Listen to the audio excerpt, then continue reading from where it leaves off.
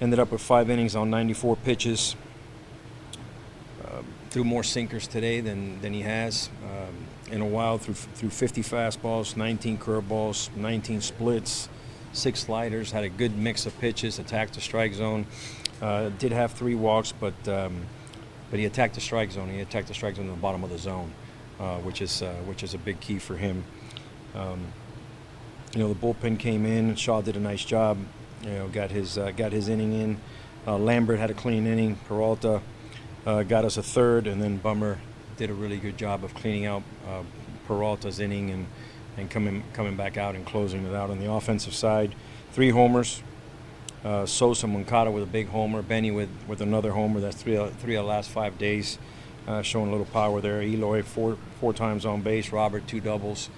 Just an overall good performance. We had a really good double play there by Vaughn.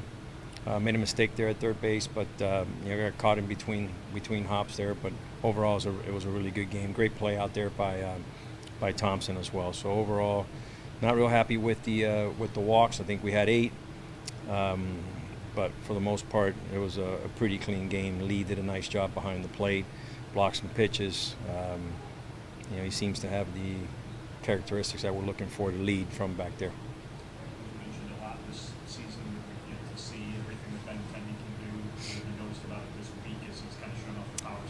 Yeah, you know what? That's who he is. I mean, I saw him for a couple of years, and he's got power in there. I might sound like a broken record, but he had a tough offseason. He had that surgery. He had the hand, then he had a hand injury early. We haven't really seen, what he can do. This is what he can do. He can drive a ball to the ballpark to left field. He can pull the ball and drive it out. He can hit you between 15 and 20. He hasn't done it this year, but he's a tough at bat. He's a baseball player.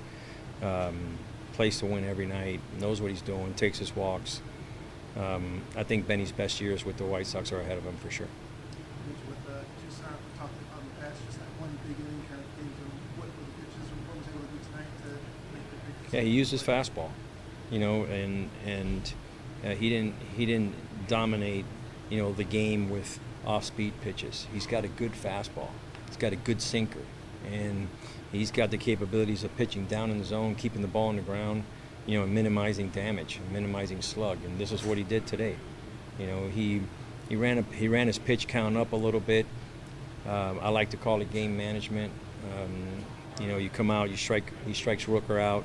I think Kemp is behind him, and he has a 7 or 8 pitch at bat.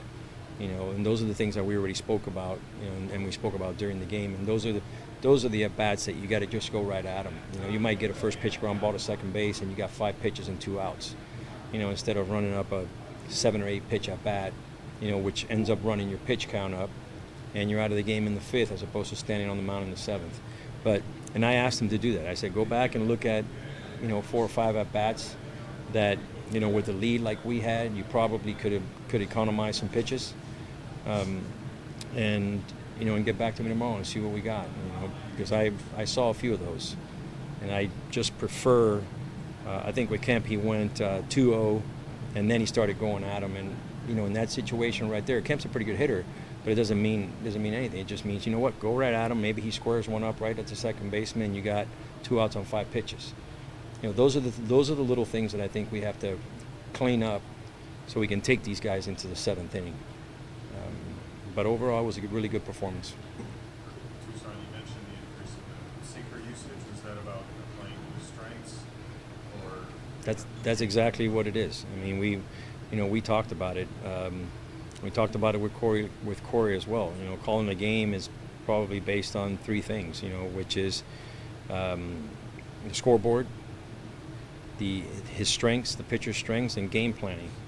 And I've said this over and over again in there. It's like if you only had 2 to pick, I'm picking the scoreboard and the strengths and his strengths, and I'm going to leave game planning on the table.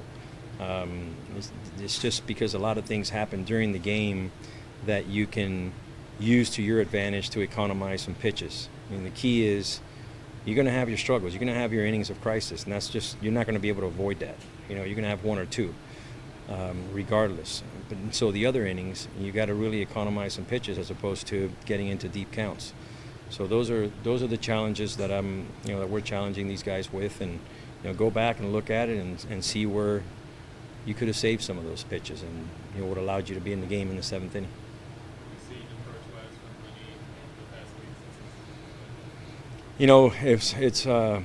It's interesting because he's got some pop. Everybody knows it, but we also want him to stay short and put the ball in play as well. And every once in a while, you'll see a big swing. He'll get out of his approach that what we're looking for, and then somebody will say something to him, and you'll see it right back. Like today, he did it in his last at bat, and he took a big swing, and a couple of our guys were right on him, like shorten up, and he hits that line drive to right field. So he's got the capabilities of being a hitter and showing a little bit of power too. So we don't want to turn him into just a power guy, because that's not his game. His game is to play second base, play winning baseball, put the ball in play, and every once in a while go ahead and put the ball in the seats, because he's capable of doing it. But we definitely don't want to turn this into a high strikeout, just power guy, because that's not the type of guy who he is.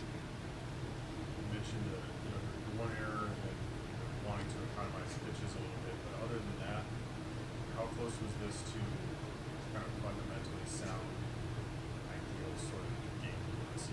I was really, it was pretty close. The walks are not going to let us get there. I'm not going to be able to say, yes, this was a fundamental game because of the walks, and we did have an error. But it was pretty close on what we've been talking a lot about the last 3 or 4 days with our catchers and our pitchers, about attacking the strike zone, about, we did a lot of good things that don't turn up in the box score on the pitching end, calling the game, moving back there, throwing chase pitches, calling for chase pitches, recognizing when we need strikeouts as opposed to contact. So we did a lot of those good things, but there's still a lot of things to clean up. Obviously, I haven't seen the game, but just during the game, I have, notes on the things that we have to, talk about for tomorrow. Okay? Yep.